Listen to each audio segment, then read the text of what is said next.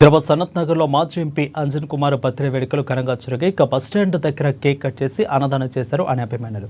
కార్యక్రమంలో కాంగ్రెస్ నేత అరవింద్ కుమార్ యాదవ్, ఇక సనత్ నగర్ డివిజన్ ప్రెసిడెంట్ నరేష్ పాల్గొన్నారు.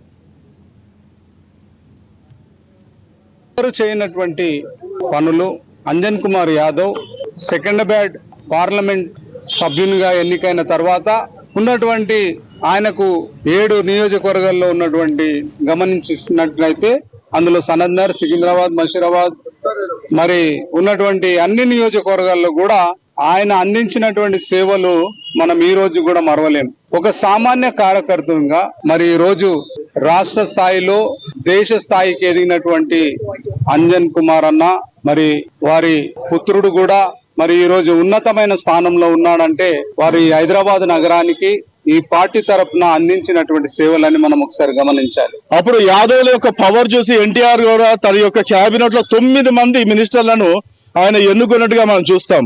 అప్పుడు దాదాపుగా సిటీ నుంచే 9 మంది యాదవ్లకు ఇచ్చారు అనమాట. అదే విధంగా నేడు కూడా మరి యొక్క పోయినటువంటి ప్రభుత్వంలో మరి యొక్క ఎన్టీఆర్ శిష్యుడైనటువంటి కేసీఆర్ గారు మరి ఈ యొక్క ప్రభుత్వాలని మరి అపోజిషన్ పార్టీస్ ని అణగదొక్కుతూ ఉంటే అనిల్ కుమార్ యాదవ్ కూడా ఆలంపుట్టు మరి ఆదిలాబాద్ అక్కడికి బస్సు యాత్ర మొదలుపెట్టి అతను యొక్క పునర్జీవం ఇచ్చాడు ఈ యొక్క కాంగ్రెస్ పార్టీకి. కనుక ఇప్పుడు కూడా అతని యొక్క సేవలను గుర్తించి ఈ యొక్క ఈ టీం అంతటిని కూడా మరి వారు ఎంపీగా ఎన్నుకోవడం జరిగింది.